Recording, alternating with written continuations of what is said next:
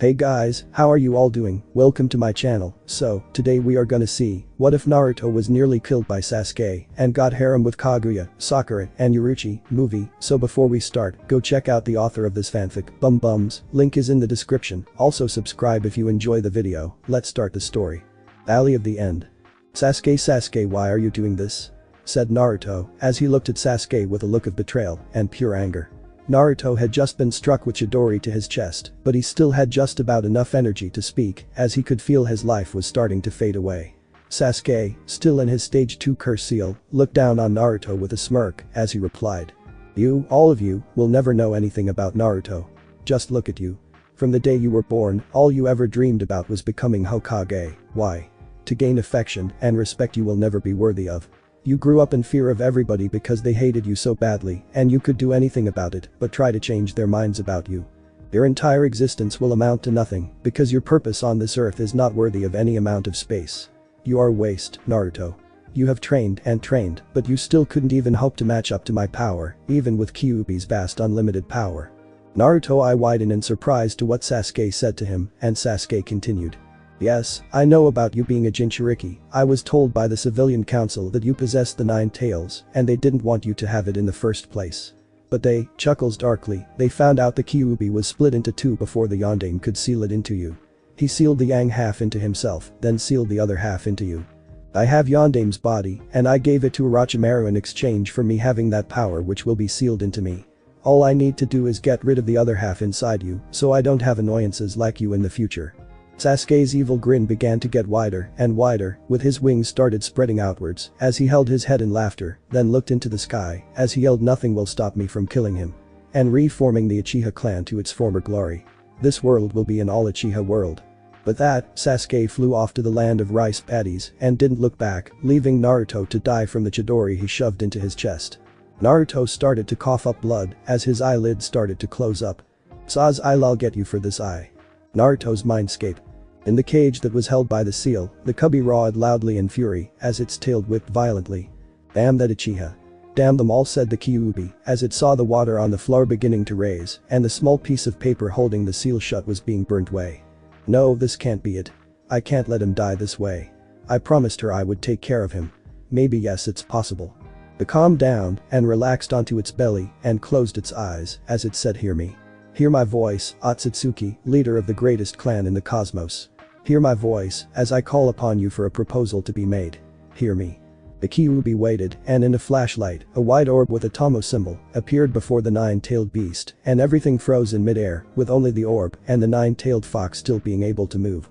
The orb spoke in a feminine voice as it said, Kyuubi Kurama. Strongest of all 9 Buu and the guardian of the fire country. I hear your voice calling for me. What is this proposal you wish to tell me of? Speak, or I shall leave to return to the prison my idiotic son placed me in. They didn't waste any time to reply and said back to the white orb, I know what you have planned, Akatsuki, and I can help you accomplish this if you can hear me out. I wish for us to change places. I shall stay on the moon and remain there for all eternity. You, on the other hand, will live to see them day and night and breathe the air as your presence will walk this very earth again. But through this boy that is reaching the cold unpleasant hands of death. I may not know this, but I believe you have some control over those who govern death. If you can spare this boy and give him a second chance, he will not fail at reviving your body back to life and bringing your world order back in full control. Please consider this, Akatsuki Kaguya. For a whole minute, there was a silence between both the orb and the Kyuubi, but the silence was gone as the orb spoke. This boy is his name Uzumaki Naruto. The one, my foolish son, and the toad's prophecy to be the one who shall decide what is to happen to this world. Kyuubi nodded as he replied, yes, it is him. If he is to die, the chances of your revival shall become very narrow since you will need me to be sealed into the Jito statue. My other yang half is also useful, but it would be very impossible for your source to find a way into extracting that half. The orb made him, then came closer to the Kyuubi, then spoke again. I shall give this boy a second chance. In fact, I shall change all aspects of him to suit my liking. I shall make him my very first mate and grant him a range of power that will overrule my feeble son of a sage. This boy will no longer be bound to Hagoromo's will. He shall have free will to do what he wants and command my power to his will, so long as he can find a way to have me feel the ground under my aching feet and feel the soothing heat of the sun on my skin. I shall have my other son help me in this request. I accept your proposal, Kurama Kyuubi, strongest of the 9 Bijuu and guardian of the fire country. They smiled as its sharp teeth appeared and a teardrop fell from the 9-tailed fox's right eye as a white light began to envelope the 9-tailed fox's body. In mere seconds, the body of the 9-tailed beast started to disappear into small crystal particles starting from the feet, body, tails, to its neck and head. After 1 minute, nothing was left of the fox, but the orb began to change shape into a 4 feet tall woman in possession of very delicate facial features, as she had extremely long, sweeping white hair that touched the ground, and the most noticeable thing about her appearance were the 2 horn-like protrusions which stuck out from her head. She possessed eyes that were similar if not exactly the pale Byakugan eyes, and a third eye on the center of her forehead, with its eyelids parting vertically. Her eyebrows were cut very short and she wore a dark shade of lipstick on her lips and a dark shade of nail polish on her long fingernails. She wore the transitional high-collared Harem kimono which was adorned with intricate lines and tomo running down the center and edges of the gown and wore very flat shoes. The mindscape of Naruto began to also reform as the water went down till there was nothing left, but the piece of paper that held the seal was now replaced by the gates being merged into one by the very center, having the seal engraved into it. The woman placed the index finger and middle finger of her right hand on top of her closed third eye and spoke out loud. "Ryo, God of all things death. My dearest son. Can you hear me?" "Mother?" said another masculine voice that spoke within Kaguya's mind. "Yes, it is me, my dear son. I am not yet whole, but I am free from your brother's prison."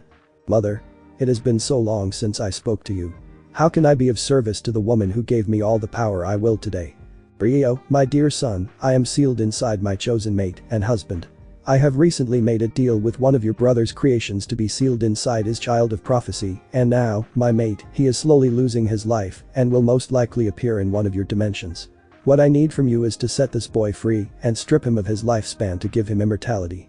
I also need you to create a carbon copy of the special forces that protect heaven and the rest of this world. I have other requests, but I shall make them happen on my own. Can you do this for me, my dearest son?" said Kaguya. After 2 minutes of silence, the voice spoke again as it said, "I could never deny any request you make, mother. I shall do as you wish and help you in your future endeavors. But be warned, one of Hagoromo's children sleep deep within your husband's soul.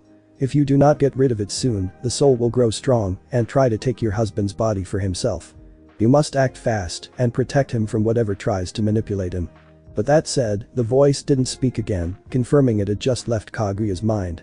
The woman walked deep into the back of the cage and sat down as she crossed her legs and placed her hands on her knees, then her third eye opened as it pulsed with white light. "Uzumaki Naruto, you are no longer the child of prophecy, as you are now the one that shall command all you see, all you smell, all you feel, and all you touch. You are my mate and soon to be undying will of this world. You are the true god, the fox god." Hanahagakure. The hospital. 2 months later. Laying in a hospital bed hooked up to a heart monitor was Naruto dressed in a hospital gown, as there seems to be a huge scar on his chest. Sitting beside him was Sakura Haruno, now dressed in a pink dress that reached past her knees and wore regular sandals instead of the usual ones, and had her Konoha ninja headband tied around her neck with her hair now fully grown reaching past her firm. Sakura was not alone in the room, as there was a woman who had long, wavy orange blonde hair, light blue eyes, full lips, and a beauty mark located under the right side of her mouth.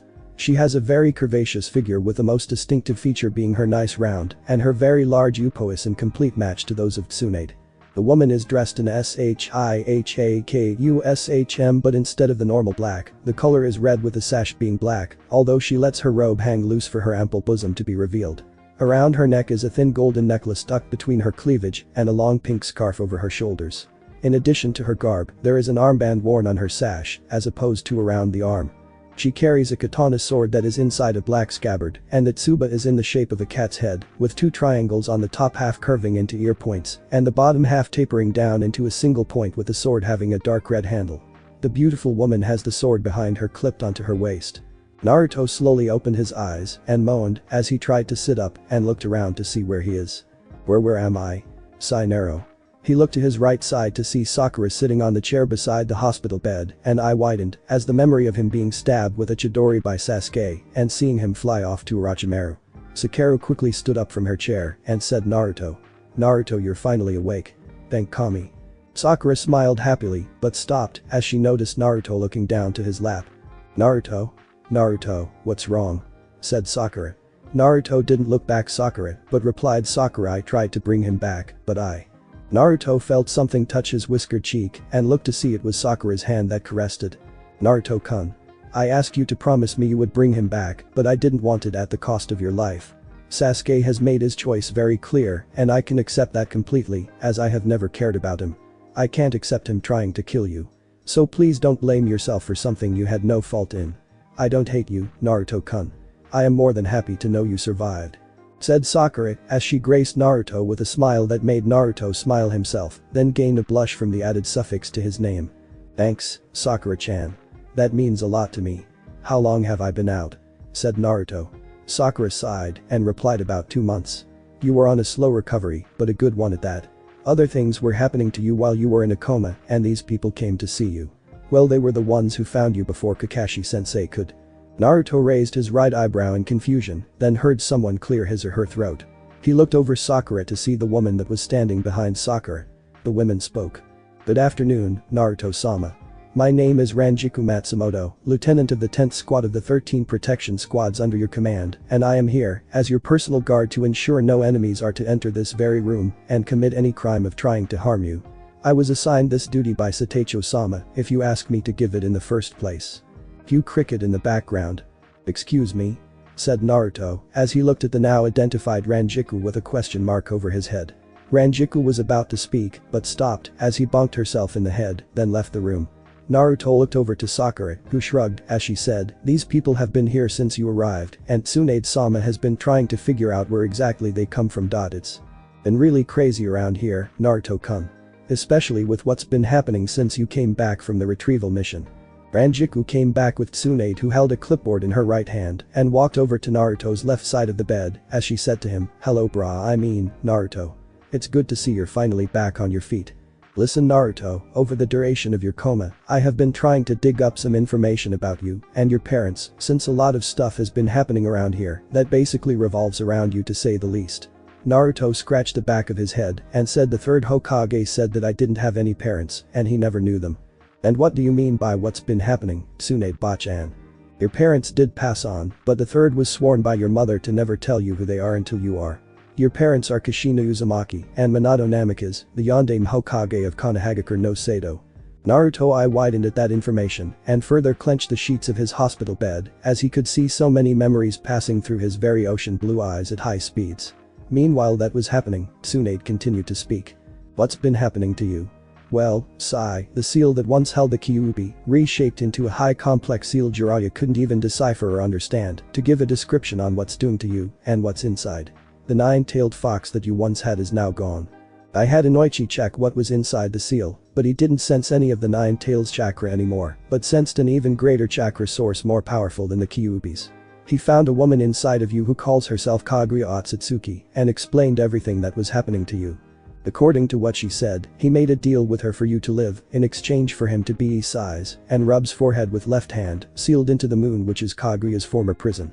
That woman agreed and changed places with the Kyuubi as she is now inside of you Naruto. In just 2 months, you gained a range of abilities with a whole new Dijutsu that had us all wondering what exactly has she been trying to do to you.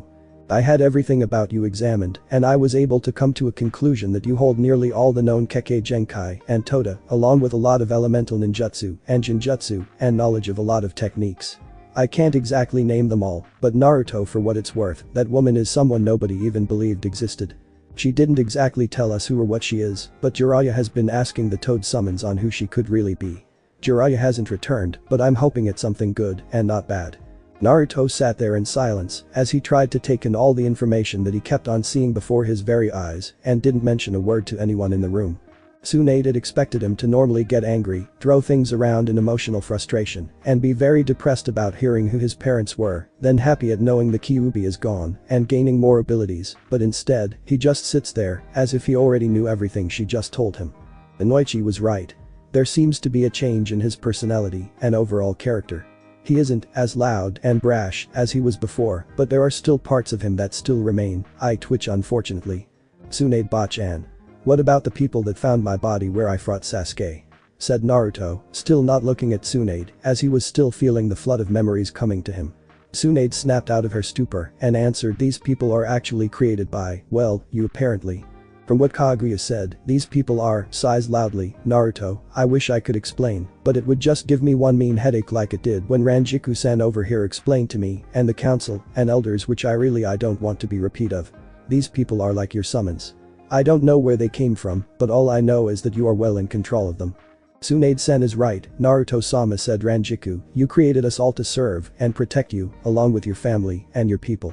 We are currently stationed just at the Land of the Wind, as we are all awaiting for your presence and order.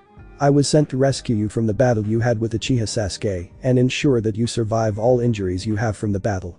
I would have tried to pursue Uchiha Sasuke and bring him to justice over his attempt at killing you and defecting from the Leaf Village as a genin ninja of Konohagakure no Sado, but my captain specifically ordered me not to divert from the mission and stay with you at all time until you are awake from your coma.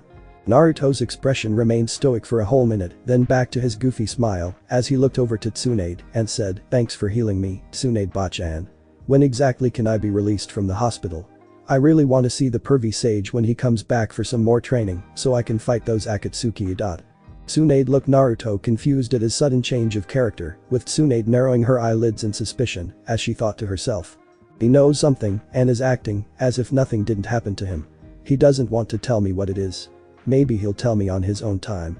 You'll be out today, Naruto. Come on, Sakura. There is. Actually, can Sakura stay for a bit? I kinda need to talk to her, Tsunade-bachan, said Naruto. Tsunade once again narrowed her eyes in suspicion, then nodded as she left the room and closed the door behind her. Naruto-kun, I wanna say something to you too, but what do you want to say to me? Said Sakura as she looked at Naruto, who looked back with a serious expression and replied. Sakura-chan, a lot of things are gonna happen around here in Konoha and the elemental nations. And one of them is me leaving Konoha. I can't tell you why I am gonna go yet, but just now that I'm doing this for the good of the Leaf Village and to protect you and everyone else here. When Tsunade-bachan was talking to me, I started seeing a lot of things and remembering some memories that I didn't know about. I need to leave soon and I need you to come with me, Sakura-chan. I won't leave you here because I can't stand being without you and I don't want to hurt you in a sense of what Sasuke did to you. I know you have so much to care for here and your life is here too, but I. Naruto-kun said to Sakura as she smiled warmly again and kissed him. Naruto's eye widened and blushed heavily. He was literally caught by surprise by the sudden kiss. Sakura pulled back and continued. I don't really have much to live for here anymore. Like I said, a lot has happened since you were in a coma. Sakura grabbed Naruto's right hand and with her own, then looked down for seconds before she looked back to Naruto as she said. I found out a lot of stuff about my mom and the civilian council. My mom is responsible for a lot of bad things about me. My lifestyle, what I have done, my bad choices, and how I treated you back when we were kids after the first day you and I became friends. The civilian council were actually planning on having me, Ino, Tenten, Hinata, Yakumo Kurama, even other children be given as sex slaves to Sasuke for nothing, but breeding a whole Uchiha clan for them to take control of. Of course, Sasuke didn't know about this and he wasn't supposed to know until he was finally old enough to be the clan head of his clan. Some of us were lucky enough not to get involved in their idiot plot as they left those kids alone, but me and Ino, we weren't so lucky as them. My mom placed some sort of seal on me that replaced my personality, my characteristics, and memories with what I used to be. She even had me raped to be prepared for Sasuke to impregnate me. She also had Sasuke's sperm injected into me a month before Sasuke defected. Ranjiku-san saw the seal and showed it to Tsunade-sama, who got it removed with Jiraiya-sama's help, then investigated what exactly the civilian council had to do with it. About 2 weeks later, the civilian council was arrested and executed for a lot of crimes they all committed, even before Sasuke was born. It turns out that they were involved with Orochimaru in getting the third killed and selling the bodies of dead Hyuga main branch members, Uchiha men and women, along with the first, second, and fourth Hokage's bodies to him. Not to mention they also tried to take all the assets you were supposed to inherit from your parents and the countless assassination attempts on you. Sakura took deep breath, then exhaled as she continued to talk. When I found out about all of this, I abandoned the Haruno surname and burned down the house my mom and dad lived in. I got rid of all the things they have ever bought me and aborted the child I was carrying. Since then, I stayed at your apartment, then sometimes slept right next to you. Ino's dad wanted to adopt me, but I told him I didn't need a family anymore. All I really wanted now was to be with you. Sakura smiled sadly as tears began to stream down her face and continued to speak again with sobbing in between. I'm so sorry for how I have treated you, Naruto-kun. All the times I bullied you, hit you for no reason, and called you those god-awful names and things.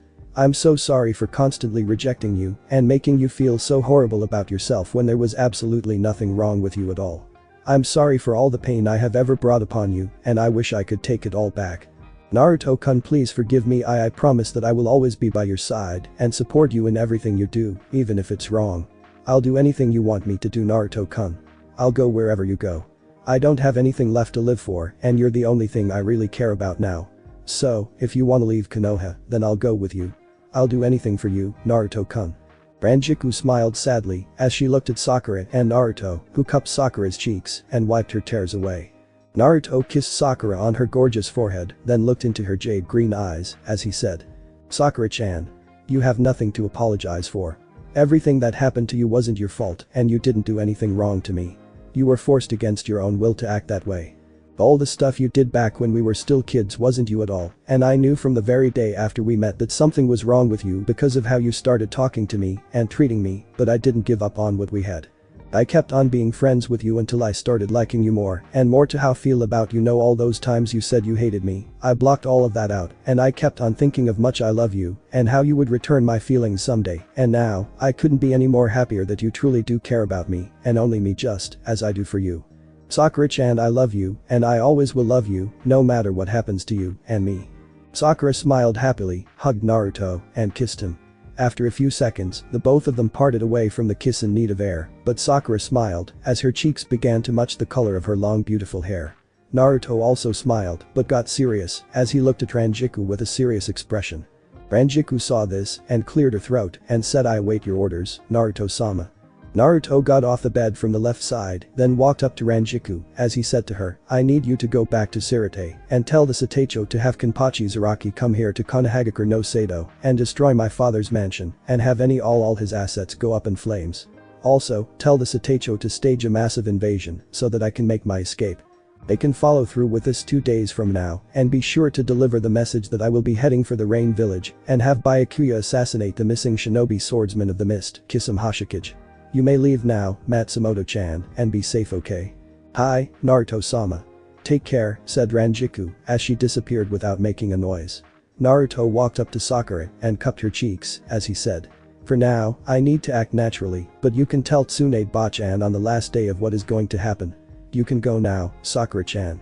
Sakura nodded and kissed Naruto one last time before she exited the room with a skip to her step. Naruto went over to the mirror just opposite the side of the bed, then closed his eyes as he thought to himself, "I know you're there. Can I talk to you? You don't need to ask, my dear husband. Just speak and I'll answer."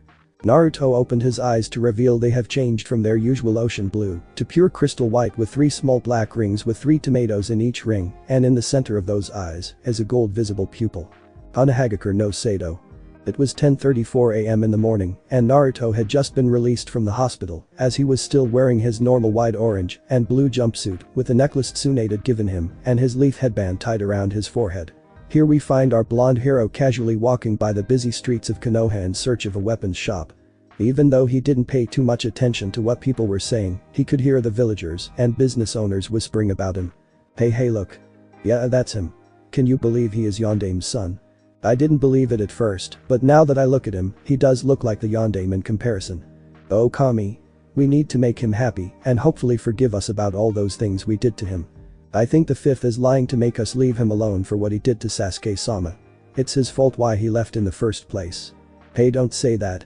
Remember what happened to the civilian council when the fifth found out they were doing things for the... Naruto finally reached his destination and walked in to see the store clerk greet him. Naruto-san. Good to see you again. I was wondering when you would come in again. Naruto graced the elderly man with a smile as he replied, "Ooh, I was actually saving up for something. Sorry for not visiting for so long. It's water under the bridge, don't worry about it." "So, what do you need?" asked the store clerk as he exited the counter and walked up to Naruto. Naruto looked around for a moment, then said, "I'm looking for one of those big storage scrolls that can fit cloths, food, water, and probably some another huge storage scroll if possible, and maybe store 1,000 explosion tags inside, with some kunai tagged with those explosion seals, then a couple of weapons like a normal katana blade, and some shuriken." The store clerk walked into one of the aisles of the store, then came back carrying a large red scroll, and he said to Naruto, "You're lucky I found this. That Tenten girl came by and bought 3 of them and there was only this one left. The store clerk dropped the scroll on the ground, making it stand up straight. The scroll is actually packed with about 900 kunai with explosion seals tagged onto them. There are 40 more small storage scrolls, some chakra paper, 782 shuriken, and 3 blunt katana swords, and another storage scroll you can use for all your necessities. This whole package costs about 56,000 IO, said the clerk. Naruto took out a small green scroll from his pocket and handed it to the store clerk and said, "There you go. The scroll has about 60,000 IO inside. You can keep the change." The store clerk took the scroll and smiled at Naruto.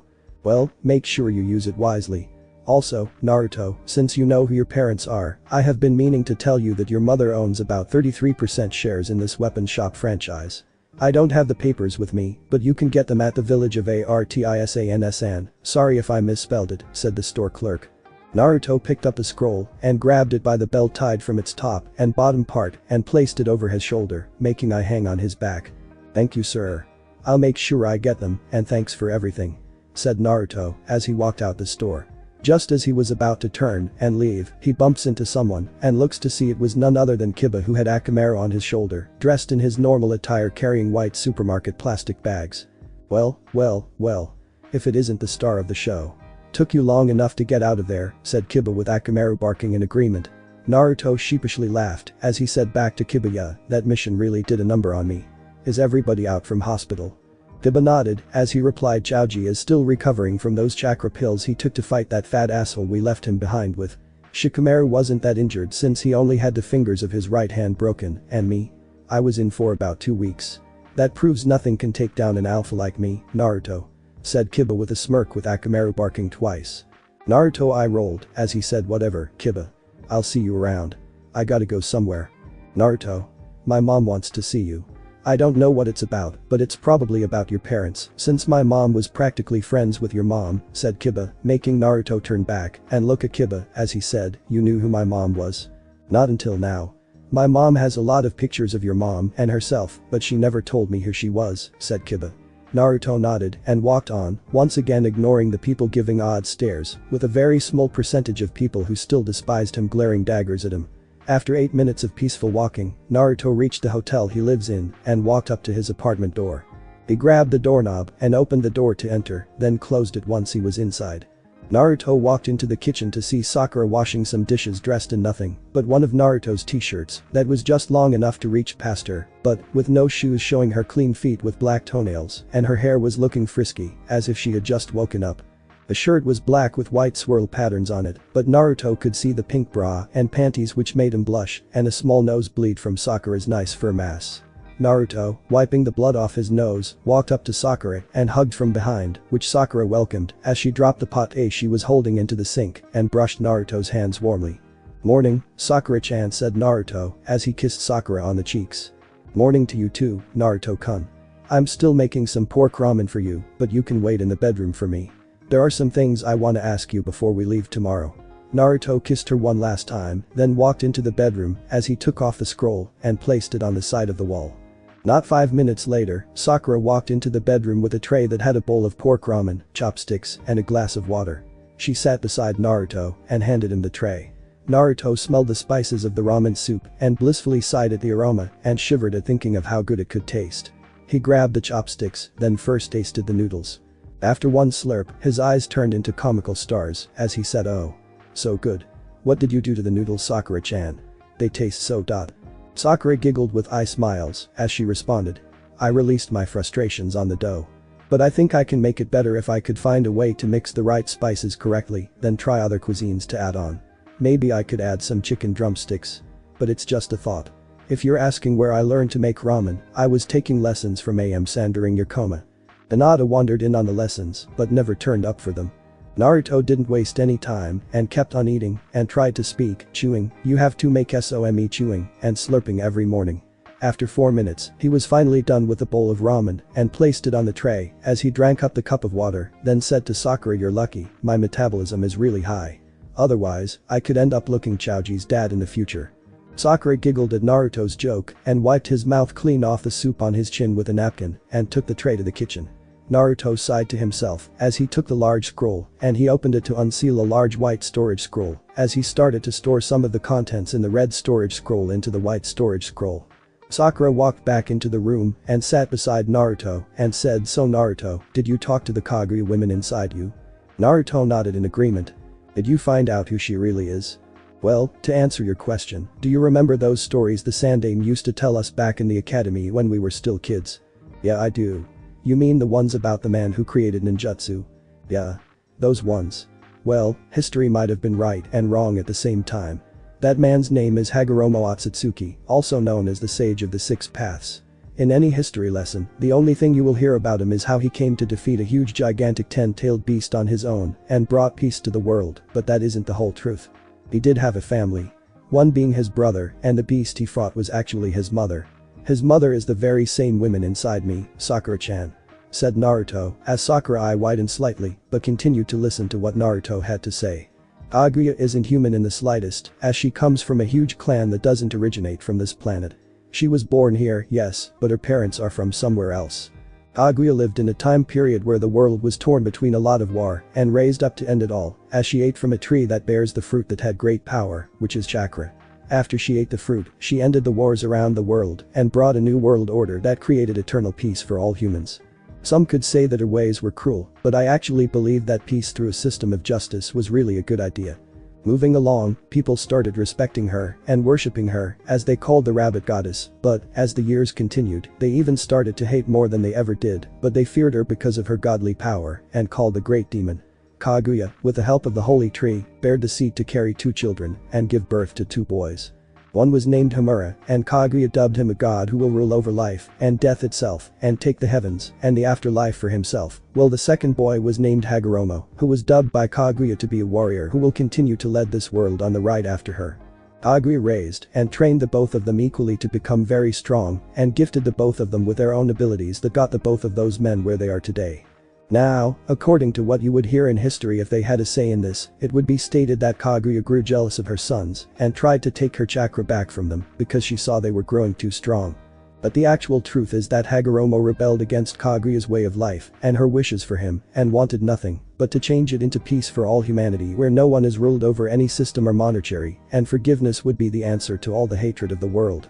Kaguya was angered by this, then turned into her beast form, which is the 10-tailed beast, said Sakura. Exactly. Homura wanted to fight alongside her mother, but Kaguya ordered him to leave and let the world be no matter what the outcome of her fight with Hagoromo may be. Unfortunately, Hagoromo won the fight by sealing Kaguya into himself. Before Hagoromo passed on, he decided to split Kaguya into 9 pieces and gave each of the 9 pieces names and named them the 9 Biju. After that was done, he used a technique called the Chibaku Tensei, which is that takes up parts of the earth and forms into one big rock and seals Kaguya into that very same result of that which humanity now calls the moon.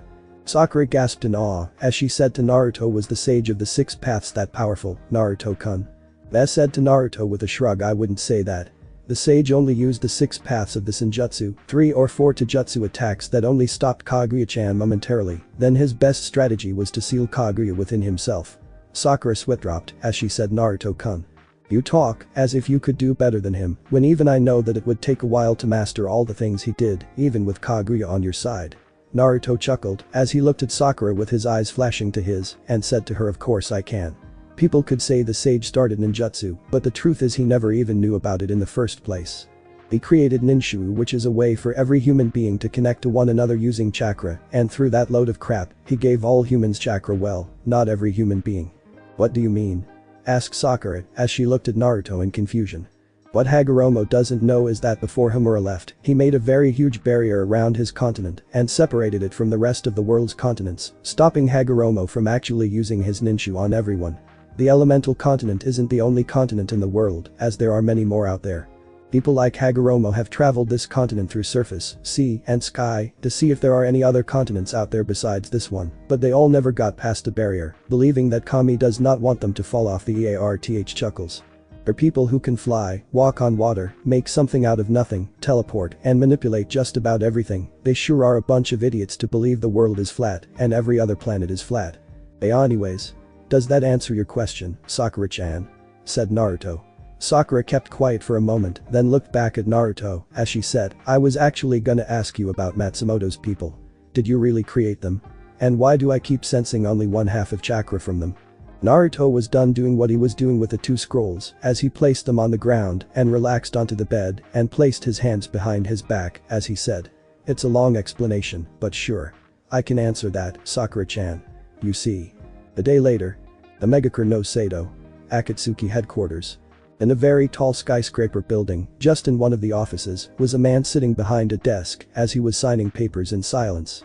The man was a normal height of 6'3" feet tall and has slightly pale skin. The man was dressed in a high-collared black cloak adorned with red clouds on it with black ninja sandals that showed his black-colored toenails and had the AIM headband tied around his forehead with a steel plate having a slash across it. The man has short spiky orange hair, purple eyes with ripple patterns inside, and had 6 piercings being a metal bar through both of his ears, 3 studs through the side of its upper nose, and 1 spike stud on each end of the bottom. He also had 3 piercings on each wrist, with at least 1 on its upper wrist and some just under his neck. On the thumb of his right hand is a ring that bore the kanji for 0. Just a few spaces away from the man, something came out from the ground that appeared to be some kind of Venus flytrap dressed in the same cloak as the man sitting behind the desk. Pain-sama. You called, said the being. The man identified as Pain looked from what he was doing and stopped signing the papers as he sat back into the chair and said yes Zetsu. I need a report on all the Jinchuriki. Hi, said the being known as Zetsu. The one Tails is currently in Suna as we speak.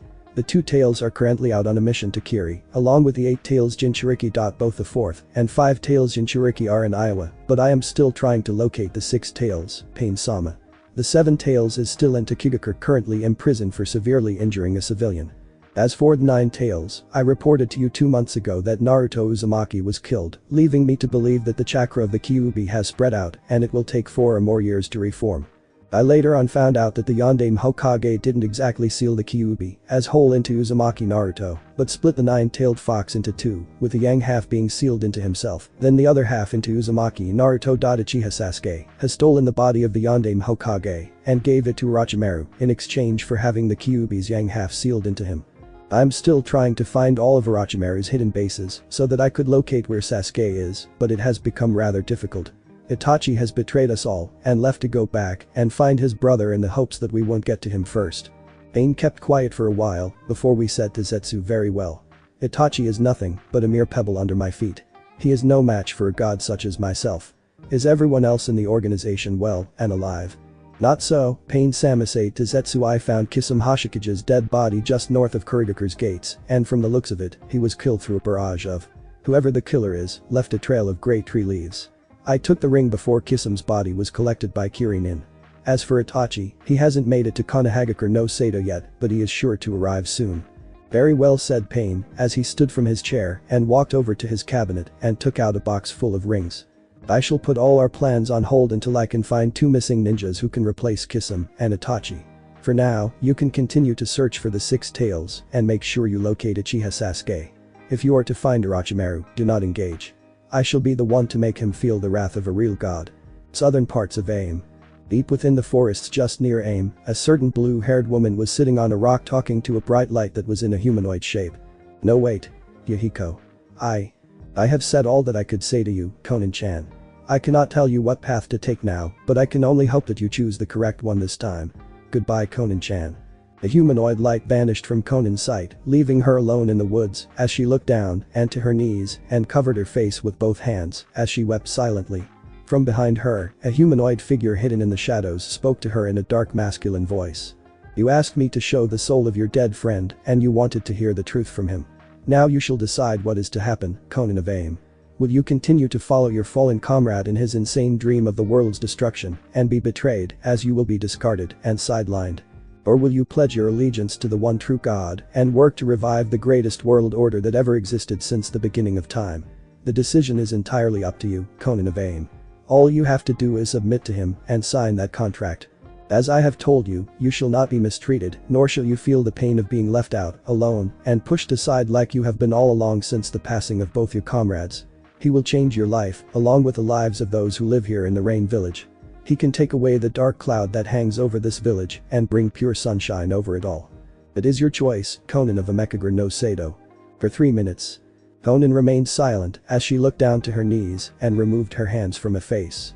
She looked up, revealing her amber eyes now clear of tears and her sobbing expression reverting back to its stoic and cold expression, and she took out a piece of brown paper that was rolled up, then unrolled it. As she opened it up, bit her right thumb and signed her name at the very bottom of the paper, which flashed black before it appeared on the paper as red ink. The back of Conan's neck, just on the right side of it, a tattoo appeared that was surrounded by a blazing circle with a meaning angel. Konan stood up from the rock and walked only 4 steps forward to the figure and handed over the signed paper. Konan walked away, but stopped as she heard the shadowed figure speak. Because of this, the future has become 10 times better than it was before, and you have now broken through the barriers of your past and present, stepping into your new life as a real angel for a real god. The shadowed figure smiled as his clean white teeth shined and his brown eyes flashed once, right before the figure vanished without a sound. Konan looked over her right shoulder and from deep within her amber eyes. Her pupils began flash and straighten up to form into slits. Hanahagakure no Sado. Night time. It was 22:30 p.m. and Naruto was still dressed in his orange jumpsuit, wearing his blue sandals and had the red large storage scroll on his back. Standing beside him was Sakura, dressed in a kimono that was black adored with pink trimmings running across it and had on a pair of black shinobi sandals instead of blue. Both of them had put on their headbands in their usual places, but the steel plates were slashed across. Sakura-chan, are you ready? Remember that once we leave here, we could never come back here as Leaf Shinobi, but Ninja only wanted to capture or kill. I know this is what you have decided, but you're sure you want to do this? Sakura, with a look of determination, looked back at Naruto as she nodded once and responded, "Hi, Naruto-kun." Naruto took a deep breath before he exhaled, then took out a cell phone from his right pocket and pressed the number 6 button. Outside Konoha. West Gates. Standing just on top of the trees was a tall, young-looking woman with gray eyes and short messy silver hair with strands on the right side of her face that are shoulder length and styled as 2 thin braids and has a thin dangling red earring on each ear. She wears a SHIHAKUSHM but instead of the normal black. The color is red, with the sash being black that stood out perfectly, along with a badge tied around her left arm with a katana sword sheathed in a black scabbard, with the handle being deep blue with a pointed round guard similar to a snowflake, as this sword was sheathed on the left side of the woman's waist. For footwear, she wore the same flat shoes and socks that Matsumoto wore. On a tree just besides the woman is a 7 feet tall man standing with a long sword that has no guard and a white bandage wrapped around the hand, as the sword's edges looked very rough. The man was dressed in the same red shirtkishi, but had white haori on top that had a symbol acquiring a number 11 symbol inside. The man has a long face with pronounced cheekbones, hairless eyebrow ridges, green eyes with an eye patch over his right eye, with a thin scar running down the left side of his face and across his left eye, and long stringy hair that has bells attached to the very tip of each strand.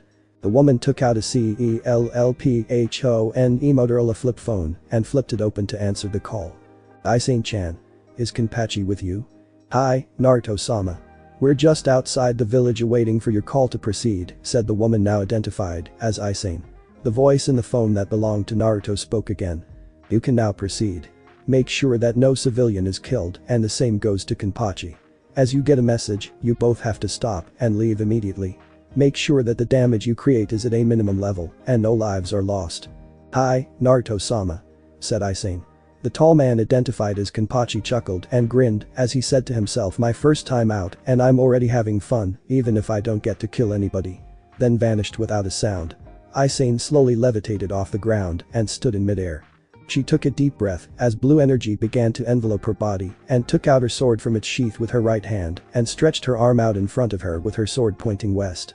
The second she exhaled, winds began to pick up and blew violently as dark clouds began to fill up the clear night sky. Her sword changed into small pieces of crystal and blue blood vessels started to appear on both of her arms. Her eyes changed into being complete silver with no iris or pupil, and the wind started to become a visible dark blue color. Bankai. The Hokage Tower. The Hokage's office. Will of you just shut up for 1 second? You're all giving one massive headache here, said Tsunade as she released some of her killing intent on the people inside the office and sat on her chair behind her desk as she rubbed her forehead in irritation. Standing opposite her desk are the 3 Konoha elders and Jiraiya, who has just arrived. Tsunade, we have left that boy alone since he came back from that failed retrieval mission. But now that he is released from the hospital, you must place him under the Kra immediately. We cannot afford to waste any time, said Homura. Kahara nodded and supported Homura's statement. Let's not forget that you were supposed to make sure to find Sasuke, since he is now on our most wanted ninja list. That damned Uchiha and those bigots sold Minato's body to Orochimaru in exchange for sealing the Kyuubi's yang half into Sasuke. And do you have any progress on your search for him? No, you don't. Danzo, who was sitting on a couch that was on the far side of the room, looked at Tsunade as he said, you haven't even tried to at least ask for assistance in finding Sasuke from Naruto's guardians. Did you even bother to request a meeting with them? Tsunade, I have some really bad news you need to hear right now. It's about. Shut up. Can you feel that? Said Tsunade as she straightened up and sensed some sort of energy coming from the sky. She stood up and looked over to the office window to see some sort of humanoid figure covered in golden energy coming down fast from the sky. What is this energy that I am sensing? It feels like chakra, but without the yang part of it, said Danzo. Jiraiya started to shiver as he said to Tsunade, did someone turn up the thermostat? I feel some sort of cold press. Boom. On the east side of Konohagakure no Sado, an explosion erupted as screams of panic and fear could be heard. Tsunade looked to see it was the falling humanoid figure that fell from the sky and was about to speak when. Zap. Lightning struck the window of her office with the impact blowing everyone back off of their feet in the whole building. Tsunade landed on her back and was about to quickly stand up but failed to do so as a huge cold pressure came down on her and everyone in the village, making them all shiver and freeze at the huge amount of pressure being released on them. Tsunade tried by all means to stand up and only got to her hands and knees and looked up to see. Groaned, Sakura, what the hell is going on here? Tsunade looked up to see Sakura, but her figure was in a shadow from the light coming from the destroyed window, with only her jade green eyes being the only visible thing about her. Sakura kneeled down and whispered into Tsunade's left ear. Don't worry. He isn't going to kill anyone. But don't try to find him. And don't make his allies your enemies. He's doing this for everyone's own good. He will find a way to bring back the new world order and you will be the first to see it. Goodbye Tsunade-sama. Thanks for everything and tell Ino I'm sorry, but I only live for God now. Sakura stood and was wrapped into a red vortex. In just 2 minutes, the whole of Konoha suffered an attack and no one had the power to raise the alarms, fight back or even move. In just 2 minutes flat.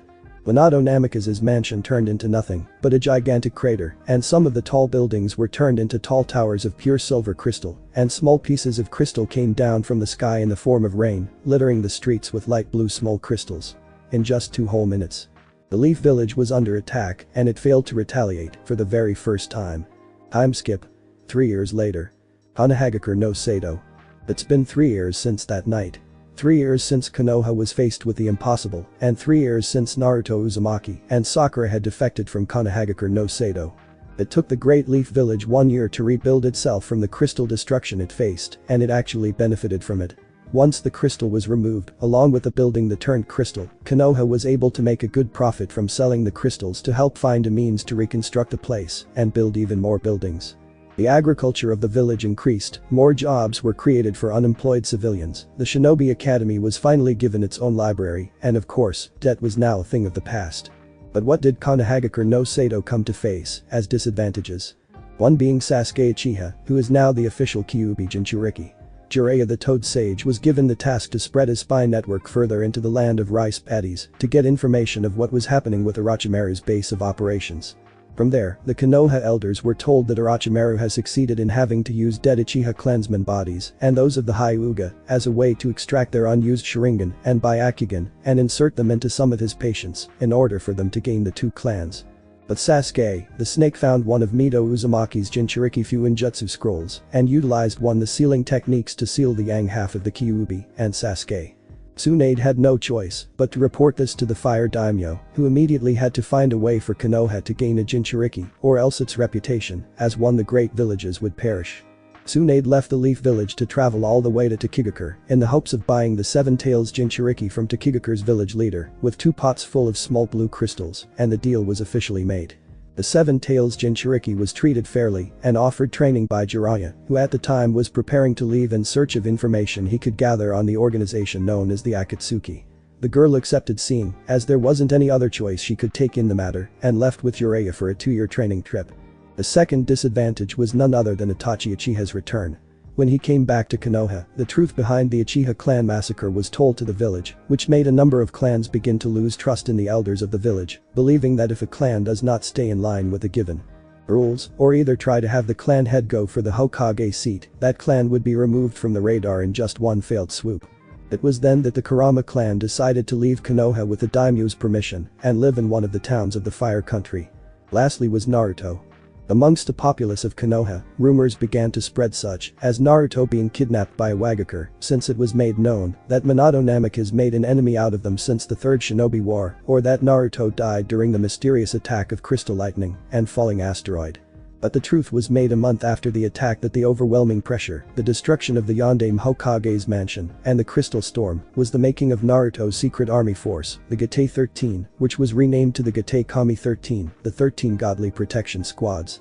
Naruto used them to make an escape from the village and defected from Konoha, along with Sakura destroying his entire inheritance and whatever belonged to him, with the Uzumaki shrine vanishing 6 days after his defection. By the vote of the new Konoha Council, Naruto was made a missing ninja with an S-rank threat level and a flea on side order. Some of his abilities were named in the bingo book such as his range of Kekkei Genkai and Kekkei Toda, the Juubigan which was dubbed as a mixed jutsu of the Sharingan, Byakugan, and the long-forgotten Rinnegan, and being a Jinchuriki of an ancient goddess known as Kaguya Otsutsuki, which had the entire elemental nations buzzing with wonder as to who this goddess could be and how Naruto ended up with the goddess in the first place. Iwa, Suna, Kumo, even villages like Kusa and Hashigakure are, and still are, on the hunt for Naruto, with each village having its own reasons.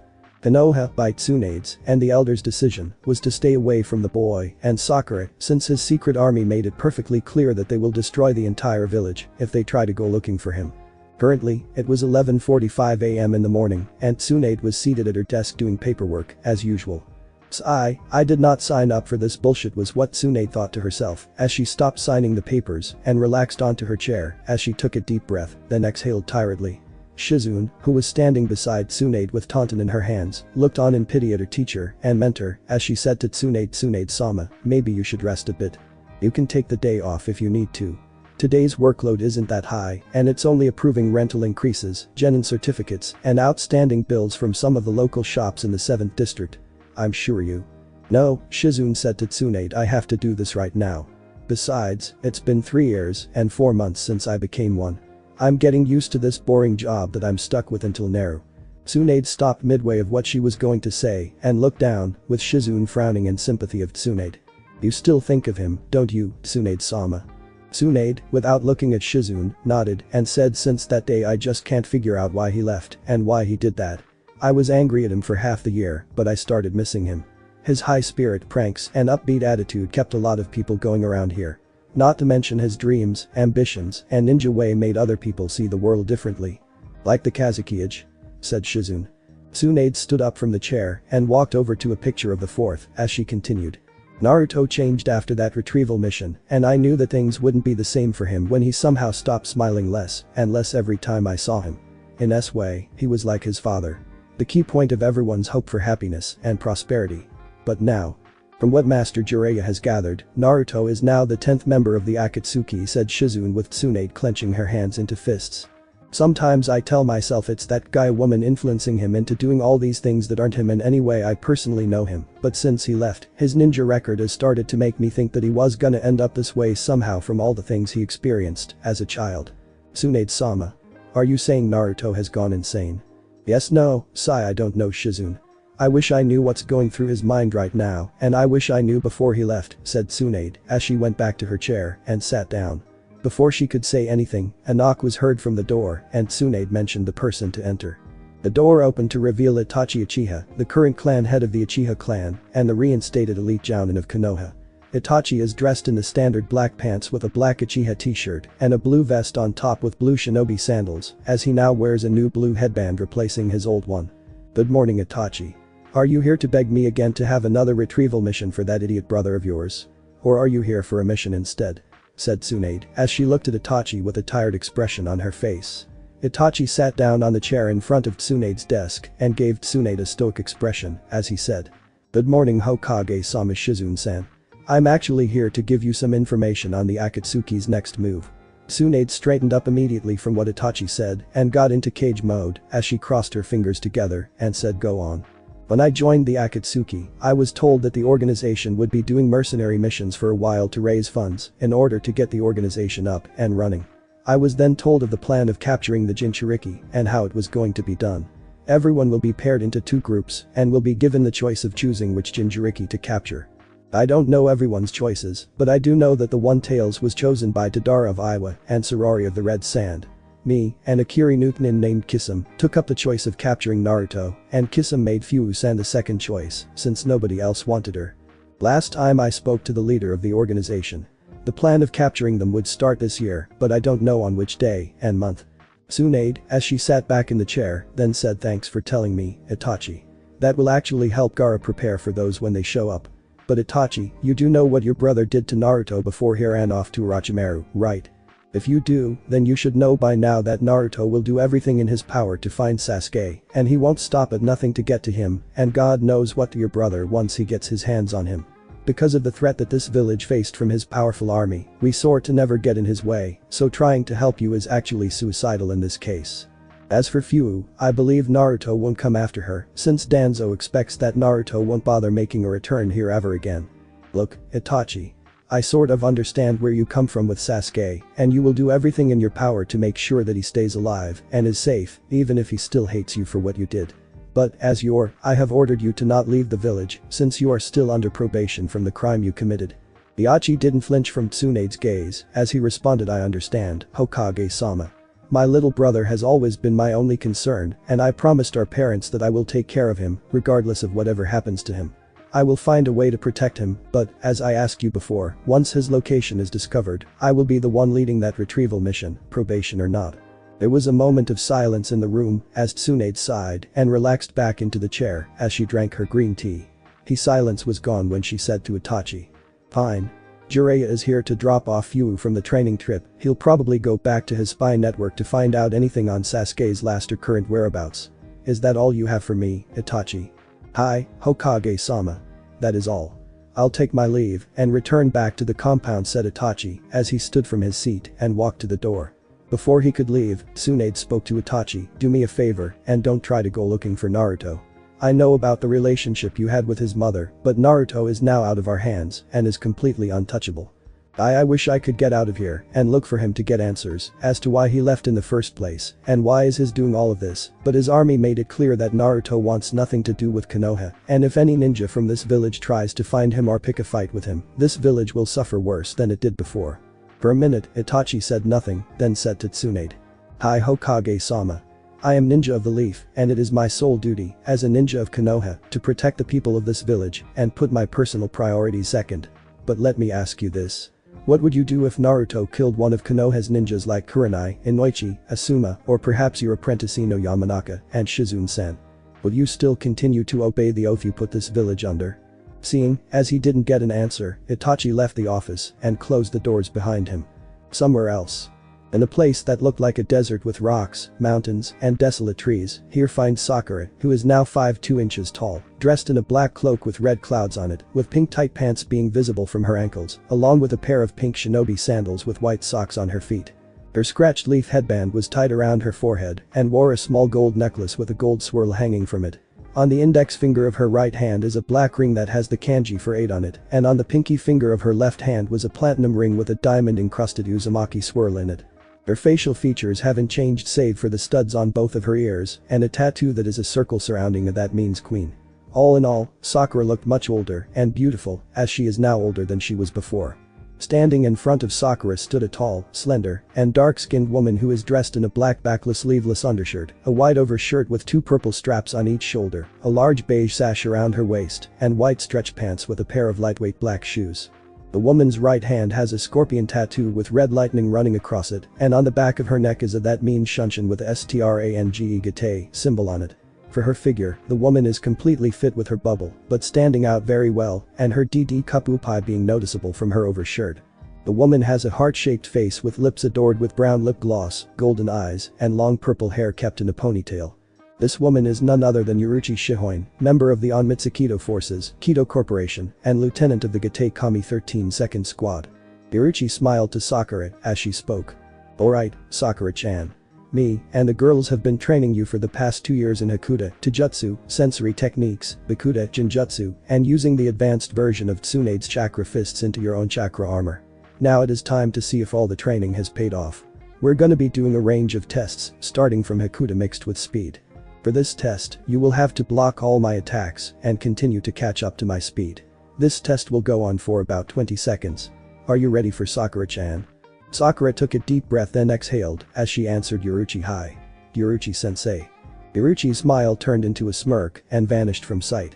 Sakura narrowed her jade green eyes, then an instant, Sakura bent forward to dodge a straight kick to the back of her head from Yoruichi, and Sakura vanished, only to reappear behind Yoruichi doing a roundhouse kick that was avoided as Yoruichi vanished. Sakura quickly got on her feet and blocked the right hook from Yoruichi, who appeared in front of her just as Sakura formed her arms in an X position in front of her face. Yoruichi vanished again and reappeared on Sakura's left side, using the elbow of her right hand to hit Sakura right in the hip. Sakura saw this coming and vanished, making Yoruichi's eyes widen, but quickly jumped away from the mean right fist that was aimed at her chest by Sakura, who appeared in front of her. The two women continued to vanish and reappear all over the sky, trying to get a hit on each other, with both of them failing to do so, as the other would see the attack coming and dodge, block, and avoid. Yoruichi vanished from where they were and reappeared on the ground as she said to Sakura. It looks like you passed, Sakura-chan. But now, it's time for the second test, which is Taijutsu and using your chakra armor technique against Mai. Yoruichi placed her hands on her hips and in an instant, her body got encased with a white flame-like energy. Shunko. This time, we didn't use it. We go at it with average speed and full force attacks. Remember that these tests are meant to see if you have mastered what we have taught you and not for determining your strength. Are you ready, Sakura-chan? Sakura closed her eyes and placed her hands in a prayer position. In just 2 seconds, blue chakra began to spark around her body and gained a bluish glow, and she opened her eyes as she responded, Hi. Yoruichi-sama. Yoruichi ran up to Sakura in speed and threw a right fist to Sakura, who blocked it with the forearm of her right hand, gaining a red mark from the burning hit of Yoruichi's. Yoruichi threw a left punch to Sakura, who caught it with her right hand not feeling the burn, and Yoruichi pulled it back to do a roundhouse kick to Sakura's right side, who blocked it with her right arm, pushing her back but stopping to halt. Sakura immediately saw Yoruichi coming and caught Yoruichi's left foot before it could land a hit on the right side of her face. Yoruichi, seeing an opening, tried to hit Sakura's midsection with a palm strike bending over slightly, but the hit was caught by Sakura, who released Yoruichi's left foot. Yoruichi did a backflip and got to her feet but jumped away immediately as Sakura came down flying with a right punch, causing a huge crater with an explosion as dust began to accumulate. Yoruichi looked to see if Sakura was in the crater as the dust began to subside and saw that she was gone. Yoruichi looked everywhere for Sakura, but eye widened as she could feel the ground beneath her start to shake and jumped back to see Sakura punching her way out the ground. With no time to waste, Yoruichi got back on the offense with Sakura blocking all of her hits, with her palms starting to get red from the hits of the punches being blocked and stopped. After 2 minutes, Yoruichi blocked one of Sakura's left punches with her bare left hand and said, That's enough. You pass with flying colors. But you still need to learn how much chakra you put into your strikes, as I noticed earlier that you used too much chakra in striking your enemy where you are only supposed to dislocate and not kill. Yoruichi took 10 steps back and stood still with her hands by her side. Here is another test, which is sensing your ally amongst your many enemies and seeing through an illusion or genjutsu technique. This test will help to see if your accuracy has improved or not. What I want you to do now is close your eyes for me and focus on my spiritual presence. Sakura nodded and closed her eyes. After 5 seconds, she heard Yoruichi's voice again, but only this time, she could hear it inside her mind. Now, open your eyes. Sakura opened her eyes to see an estimated 35 Yoruichis standing in front of her, with all of them having their hands on their hips. If you can locate where my spiritual presence is, get rid of all my clones to find me. For about 4 minutes, Sakura said nothing as she narrowed her eyes to sense the actual Yoruichi. She found her quickly and did the dragon plus snake plus boar and hare hand signs as she said would release vines of the undead jutsu. Wild black vines came straight out from the ground and stabbed all of the clones of Yoruichi as they all phased away, leaving one unharmed Yoruichi who folded her arms and was smiling. Easy pass, Sakura-chan. You pass all the tests. Now then, why don't we have a little celebration cake and soda before you go back to Naruto-sama? Sakura nodded in agreement and the two women walked off to sit under a tree to see a full strawberry cake and 2-liter soda with plastic cups. The two ladies sat down and ate the cake with the provided saucers and utensils and drank the coke with relative silence, or complimenting the taste of the cake. Sakura wiped off some cream from her chin and licked it off her finger as she said to Yoruichi.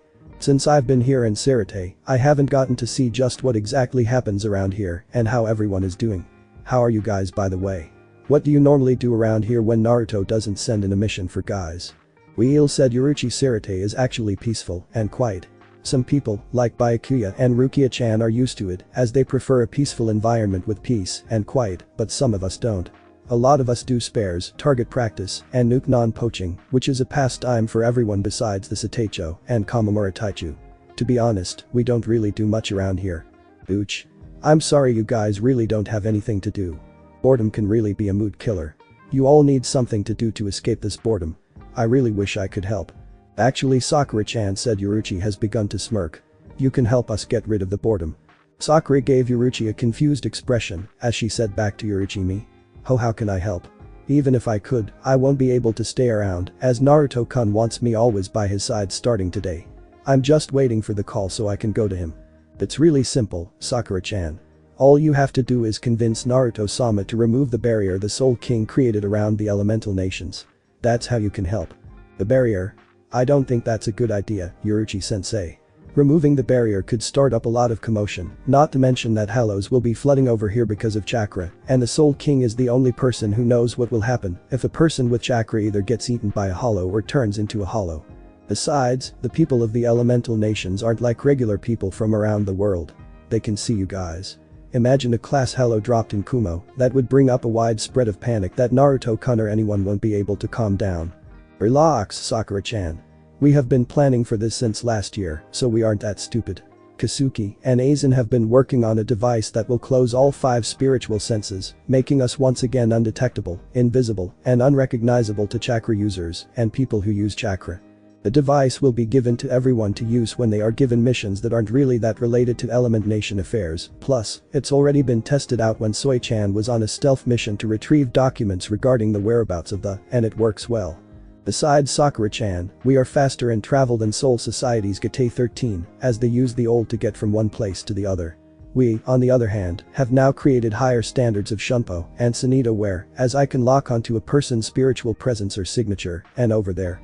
It's like the Yondaime Hokage's yellow flash, but the difference is that we don't use markers. So will you tell him to switch it off? Sakura drank some of the soda and placed the cup down as she looked at Yoruichi and asked, I get that all of you want to have the same regular duties as Soul Society's Gate 13 does, but what if they come here? Won't that mean? Here is what's going to happen. When the elemental nation pops up on their world map for Earth, the energy readings will be completely off the charts and they will most likely send someone, a captain and his or her lieutenant, to come and investigate. They will do the same and send a message to them that this continent is completely off limits and should never return. The penalty for them coming here in the first place will be losing a captain. If they try again, we wipe out half of their Sarate even if they try to resist. By then, they will know not to ever fuck with us again. As for their problems, we can take them head on with no problem, said Yoruichi with a smirk on her face. Sakura was about to speak but felt something vibrate in the pocket of the cloak and took it out to reveal a cell phone. Well, it looks like my training is over. The Moon's Eye plan is starting now. Look, Yoruichi-sensei, I will try and ask him to pull the barrier down and I'll give him the same reason you gave me on why you all want the barrier gone. He might do it and at the same time he will most likely come here to try and confirm why you all want it gone. Good enough. Yoruichi nodded and said to Sakura, before you leave. Sakura sighed but got closer to Yoruichi's face and kissed her. What can I say? Said Yoruichi as crossed her legs and smiled at Sakura, I'm a natural sub-by to my master's wives. Sakura giggled and I smiled at Yoruichi's statement and sunk into the ground fast, leaving no trail of her ever being there. Hanahagakure no Sado. Outside the west gate. In the forest that was near the west gate of the Leaf Village, here we find Jiraiya the Toad Sage dressed in his usual attire, still carrying the large scroll on his back. Besides him was slender, petite, androgynous, dark tan-skinned girl dressed in blue shinobi sandals, fishnet shorts with a short apron skirt over it, white midriff shirt with fishnet armor underneath, long with wide armlets, and a blue headband tied around her right arm. The girl appears to have a heart-shaped face with brown lipstick on her lips and a little bit of makeup on her cheeks, orange pupilless eyes, and short spiky mint green hair. This girl is Fu, current Seven-Tails Jinchuriki of Konoha and Genin. Well, here we are. Finally back from the training trip. Are you ready to get into the swing of being a leaf shinobi, Fu? Said Jiraiya as he grinned at the girl, who eye-rolled as she responded. It's not like I can say no. Jiraiya's shoulders slumped and gave Fu an expression of a wrinkly old woman as he said to her, 2 years. 2 years and 5 months and you still won't give me just a smile. What can I do to get a reaction out of you? Let me think, said Fu, as she got into a thinking pose, then looked at Jiraiya with a stoic expression, as she said, throw yourself off a cliff. Maybe, I'll even dance. Jiraiya chuckled loudly, as she said ha. Fat chance. For I am Jiraiya of the Sannin. And I bow to no women. But you will smash your head into a wall 100 times to see Tsunade-sama's tits, said Fu with a sweat drop, making Jiraiya eye twitch with his grin looking like it was on the verge of cracking. Jiraiya and Fu finally reached the gates and showed their IDs to the gates who let them through. Fu looked around the village and saw Tsunade's face now on the monument next to Minato Namikaze's face and said she finally got that done, huh? She looks super awesome. Being the cage of this village brings a lot of respect and dignity. And when you step down, your legacy will be remembered by those who will come after you. That monument is a great piece of history to Konoha and one of its most precious treasures, said Jiraiya as he smiled and looked at Fu. How about we grab some food and a drink before we go to Tsunade? We have been traveling without anything to eat since we left the grass village. Fu nodded in agreement and the both of them got into a bar as they both sat down and ordered some dango and 1 bottle of sake. Suo, Jiraiya. I never asked this before, but now would be a good time to ask you since we're back in Konoha. Sure. What do you want to know, my first female student? How do I get my fresh handsome looks? What do I think of my great and charming pickup lines? Or how? What's your relationship with Naruto Uzumaki? Jiraiya slightly eye-widened for a second, then sighed as he looked at Fu and said, what brought that up, Fu? I remember the first time I came here. The one name that I kept on hearing was Naruto's name all the time. Then I heard his father is the Yondaime Hokage Minato Namikaze, who is one of your very first students. I was actually suspecting that you do have something with his son since you trained the father, said Fu. Well, Fu, you're right about me having a relationship with Naruto. Before he was born, his parents made me and Tsunade his godparents. Tsunade wasn't around to hear this, but I eventually told her after she became Hokage. On the night Minato and Kushina died sealing the Kyuubi into Naruto, I swore to them both that I would take care of their son and protect him from any harm that came his way. Unfortunately, I wasn't always there for Naruto when he grew up, and even when I was, I only saved him from the constant mob attacks he got as a kid. I was visiting the village every 3 months to report to the Sandaime of what I could gather on the Akatsuki, so spending time with him, as I was supposed to, was just impossible. When I finally got some time with him, I taught him how to summon, then his father's best which is the. In just a short while, I really became close to him. But then everything changed when he came back from that Sasuke Uchiha retrieval mission. Naruto came back with so many changes that confused me deeply. I wasn't around when he woke up, but Tsunade told me that Naruto's personality had shifted and he seemed to stop being the always grin at everything idiot that he usually was. That didn't worry me much, but made me believe that he finally has decided to let go of his former teammate Sasuke Uchiha and focus on himself, but I was wrong. Naruto used his special forces to defect from the village with Sakura. That tore up a lot of people in this village. Ever since that day, Tsunade hasn't drank a single drop of sake and stopped gambling for a while. Naruto's friends were heartbroken, especially Hiyashi's daughter Hinata Hyuga. One of them from the Shinobi Academy stopped teaching and retired early from his ninja duties. Fu eye widened as she said wow he must be really special to have that effect on people. Jiraiya tiredly chuckled and responded. The irony of it all is that he always was special. But now, he is more invincible than special. Naruto came to me 6 months after he and Sakura defected and told me that he never meant to harm anyone from the village and left to protect everyone from his enemies. I didn't understand him back then, but a part of me actually trusts him for what he is doing. My relationship with Naruto is actually a relationship between shinobi and fellow shinobi instead of the one relationship his parents hoped for. Do you sometimes wish you could go back in time and change that, Jiraiya? Said Fu as she gave the sage a solemn look. I used to, but now I realize that maybe I just wasn't really meant to be his godfather. According to what the toads say about him now, his values in life haven't changed, but his dreams, ambitions, and his destiny have changed for the better and for the worst. Sigh. There was a relative silence between the two as they both looked at the dango. Fu took a bite and swallowed it once it was chewed and said to Jiraiya. I never knew there were people who grew up like me in the elementary nations. Me and Naruto could have been friends if we met earlier. Sigh, you're right, Fu. I guess you're right. But now, any chance of that happening is gone somehow. The Megakure no Sado. In a dark room that has very little light, stood 10 people all dressed in black cloaks with red clouds on them. One of the beings who has spoken. It has been 3 years since the plans of capturing Jinchuriki were held off. Now it is time. You have your paired partners and targets. The first target will be the one tails. Is that clear, Deidara, Sasori? Whatever you say, Leader Sama. I'd like to get a crack at Sasori's cousin, For the last time, stop calling him that, Deidara said in a deeper voice that belonged to a hunchback dwarf puppet. Another figure, who has some sort of weapon on his back, spoke. What about the 7 tails and 9 tails? I haven't heard anyone taking those targets. A short childish figure with pure crystal wide eyes that have 3 small black rings with 3 tomatoes in each ring, and in the center of those eyes, is a gold visible pupil, spoke. I could care less about any other Jinchuriki. Fu and Sasuke are my prey. Anyone who has a problem will have to deal with me. There you are again, Uzumaki. Talking, as if we're all enemies here. No one said they have a problem. You're the only person with problems. Shut up, Kakazu-san, said another figure that has wide eyes with a little blue outlining the iris and a small black dot for pupils tensegan. You will insult my brother in my presence. Enough. You all have your targets. Deidara, Sasori, you will contact us as soon as you have captured Shukaku. All the figures soon vanished, leaving no trace of them behind. The end. Thanks for watching my video, and make sure to check out the author of this fanfic, link is in the description. See you next time, till then sayonara.